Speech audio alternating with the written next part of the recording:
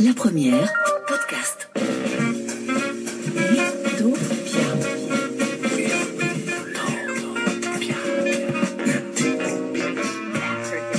Utopia. Yasmine Boubacar. Bonjour à tous et soyez les bienvenus dans le monde des utopies concrètes. Le mercredi, ce n'est pas que ravioli. Et non, c'est aussi pour nous de jolis portraits à vous présenter en collaboration avec le magazine Alors on change. Portrait de pionniers de la transition, de ceux qui ont osé avant tout le monde. Portrait aujourd'hui d'un retraité qui a consacré sa carrière à protéger l'or bleu, donc l'eau.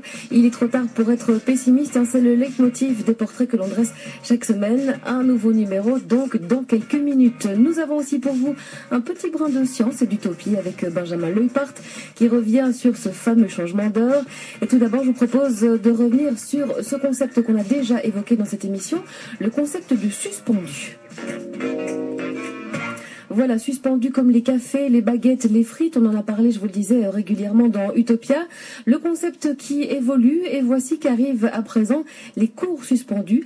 C'est une action initiée par la SBL enseignons.be. Jonathan Fischbach, bonjour.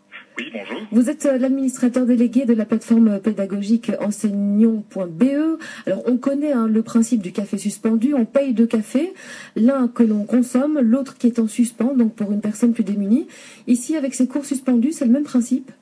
C'est exactement le même principe. Donc, lorsque les parents nous contactent pour inscrire leurs enfants à notre programme de soutien scolaire, nous leur expliquons notre idée, le principe des cours suspendus, et ils sont libres de verser, s'ils le souhaitent, tantôt 50 centimes, tantôt 1 euro, 2 euros, en plus du forfait qu'ils vont payer pour leur enfant. Et cet argent, alors, servira à constituer une petite cagnotte qui permettra aux écoles d'accueillir des enfants dont les parents n'ont pas les moyens de verser les 9,90 € de l'heure que nous demandons pour le soutien scolaire. Comment est née cette idée, finalement, de reprendre le concept des cafés suspendus?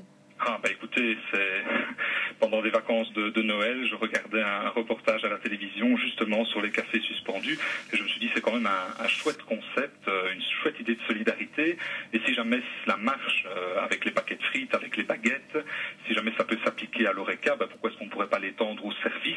Et finalement, on sait que notre enseignement souffre d'une terrible inégalité sociale qui engendre une inégalité scolaire, qui engendre elle-même une inégalité d'accès face à la remédiation. Et nous avons voulu montrer qu'il était possible, dans les écoles, d'offrir un soutien de qualité aux enfants, et pour que les enfants issus de milieux sociaux moins favorisés puissent profiter gratuitement de ce type d'aide. Alors cette première action de cours suspendus est en cours ou vient de se clôturer. Comment ça a fonctionné? Donc elle a démarré en janvier, il y a seulement quelques mois. Et donc au départ les parents un petit peu curieux, et puis nous avons contacté les directions qui travaillent avec nous dans notre programme de soutien scolaire. Nous leur avons expliqué notre idée et nous leur avons dit écoutez, la pire chose qui puisse arriver, c'est que vous ayez des enfants, des parents qui vous contactent en vous disant écoutez, le soutien scolaire enseignons.be, j'aimerais vraiment y inscrire mon fils ou ma fille, mais voilà, financièrement c'est pas possible, et la pire chose qui pouvait arriver, c'est que ces enfants restent sur le bord de la route. Donc nous leur avons dit vous avez une totale liberté, nous sommes une ASBL, donc il n'y a aucun bénéfice à faire, il n'y a aucun esprit de lucre derrière notre projet. Vous avez un devoir d'inscrire ces enfants dans notre programme. Donc on a commencé avec 2, 3 enfants, et puis maintenant nous sommes même contactés directement par les CPAS et les maisons de jeunes qui nous demandent s'ils peuvent inscrire alors des enfants dont ils ont la charge ou qu'ils suivent. Donc nous tournons actuellement avec une 50aine d'enfants qui profitent gratuitement des cours. C'est génial. C'est très chouette. Les autres parents, ceux qui contribuent finalement à pouvoir offrir ces cours gratuits, ils participent volontiers à cette action? Oui, ils participent tout à fait. Donc, ils trouvent que l'idée est vraiment très très chouette. Et c'est vrai que quand vous inscrivez votre enfant et que vous devez payer 14 heures de cours, 7 semaines de travail, voilà, c'est 138 €. Vous mettez 140, 141 €. Alors, il y a un autre mécanisme aussi qui est très intéressant, c'est qu'évidemment, nous avons des professeurs qui accueillent 6-7 élèves, parce que ce sont vraiment des petits groupes pour que pédagogiquement cela reste pertinent et qu'on soit le plus efficace possible. Eh bien, pour chaque inscription, la SBL met aussi elle-même automatiquement 1 ou 2 € de côté, ce qui qui nous permet encore d'accueillir des élèves supplémentaires. Il y a vraiment un travail de solidarité.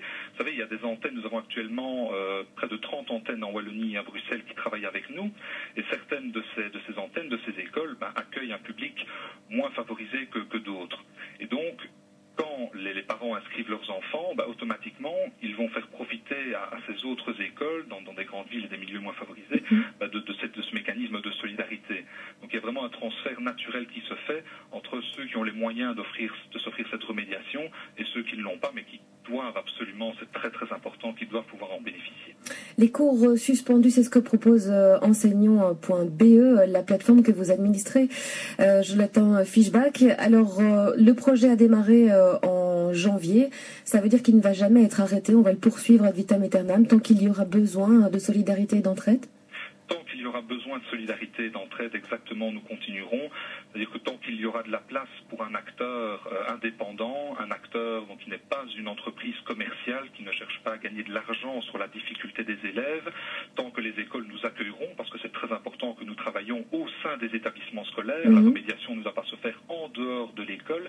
Elle doit vraiment être intégrée au travail des enseignants, et nous travaillons avec des enseignants de terrain, des professeurs qualifiés.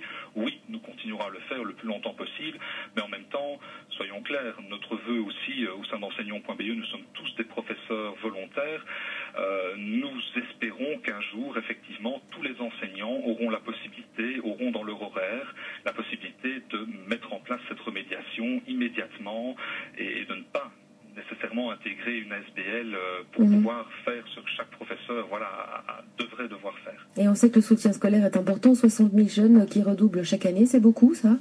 Oui, c'est énorme. C'est énorme et en même temps, il y a une très très grande inégalité. Les enfants de nouveau issus des milieux les moins favorisés sont ceux qui sont le plus touchés par l'échec scolaire. Donc on a un de l'enseignement les plus inégalitaires au monde.